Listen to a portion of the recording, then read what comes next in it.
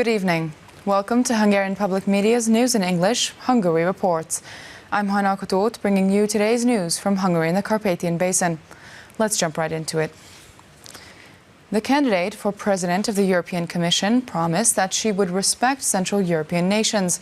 The head of the Prime Minister's Cabinet Office said on Kossuth Radio Sunday morning.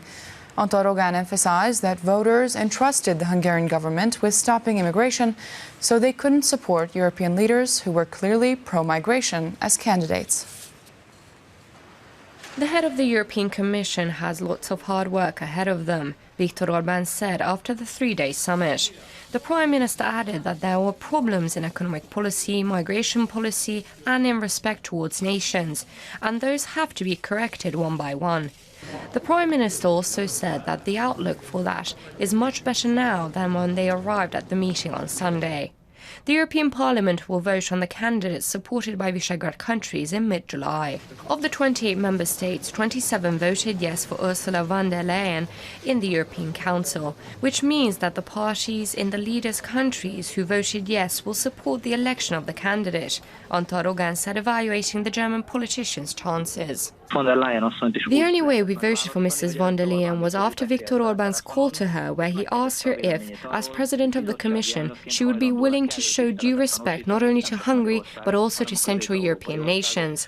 And we were promised that she would, he said. According to Viktor Orban, there were huge differences between Western and Eastern Europe.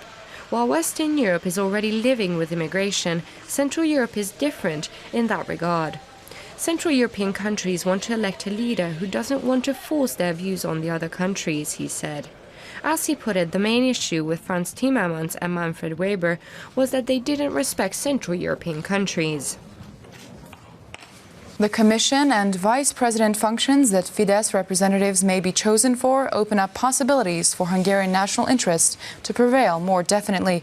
The head of the delegation of Fidesz-KDNP's European representative group said in Balatonfüred. Tamás Deutsch said that the Hungarian opposition's European parliamentary representatives will even go against Hungarian interest to support all pro-migration ideas in the European Parliament. Romanians from Szeklerland, an area of Romania inhabited mainly by Hungarians, held an anti-Hungarian demonstration in Bucharest on Sunday. According to the anti-Hungarian protesters, the Democratic Alliance of Hungarians in Romania is bribing the Romanian government to make Hungarian an official language in the country.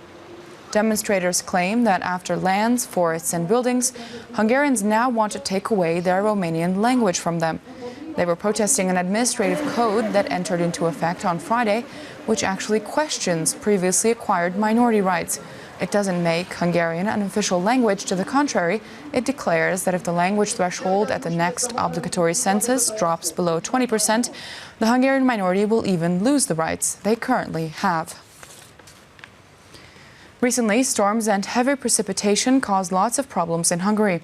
But more bad weather wreaked havoc again on Saturday, especially in Lakócsa, Somogy County, where the catastrophe management forces reported that several utility posts were toppled and more than 200 households don't have electricity.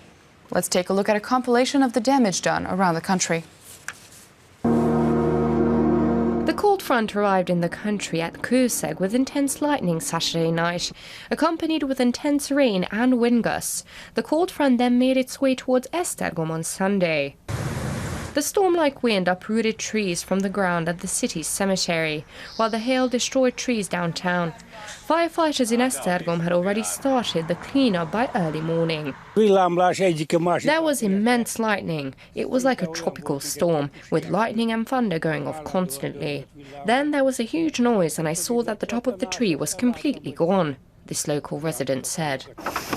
In Békés County on Sunday, the cold front brought a hailstorm with ice the size of walnuts. The intense rain caused such bad visibility that cars had to pull over and stop on the side of the road until the storm passed. Broken branches and torn trees were all that was left after the storm, which local disaster recovery specialists started to clean up straight away. In Zalaegerszeg, the sky turned dark in a matter of seconds while temperatures dropped nearly 10 degrees Celsius. The storm was followed by thunder and lightning, but it was the huge downpour of rain that was really a danger to traffic. Keszthely also had to deal with the cold front. A concert at the city's festival was brought to an abrupt end by the downpour. In the afternoon, the storm zone reached the capital. In the 3rd district, a tree was basically ripped into 2 pieces, cutting off an electric wire as it fell.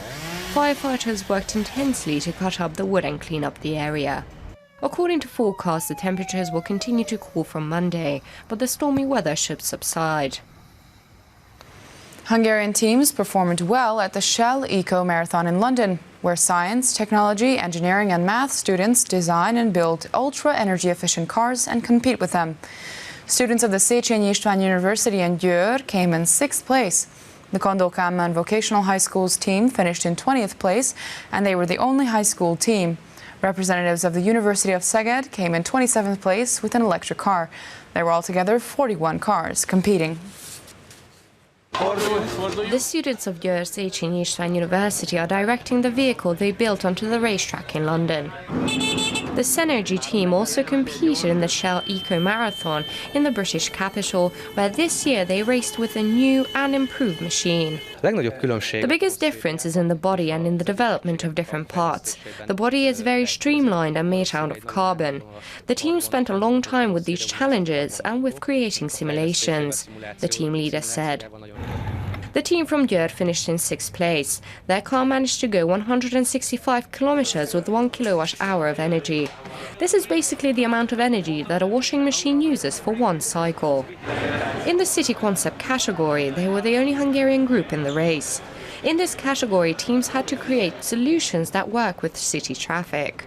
In a different category, the Kandó-Kálmán University's team from Kecskemét was able to drive their vehicle for 362 kilometers with also 1 kilowatt-hour of energy. They finished 20th, even though they had many different technical issues to deal with. We had to find a quick solution on the spot to be able to even enter the track, since it was uncertain till the very last minute if we'd be able to perform successfully, one of the team members explained.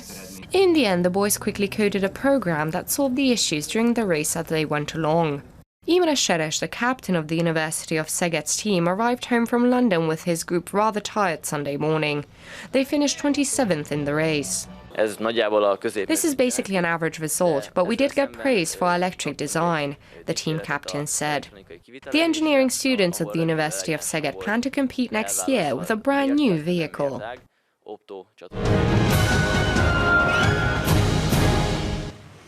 The Ópusztaszer Heritage Park has opened a new agricultural machine collection.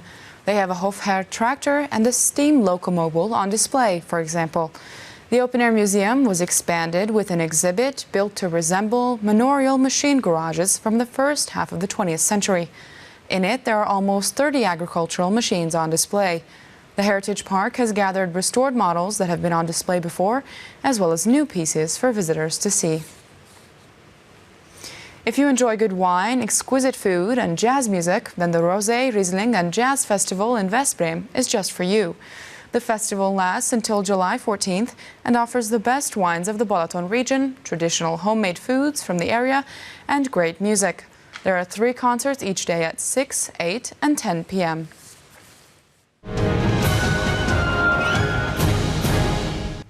That's all for today. Catch the English news every day around 11:20 p.m. local time or stream it anytime online. Coming right up are M1's other foreign language news broadcasts. Thanks for watching. Good night.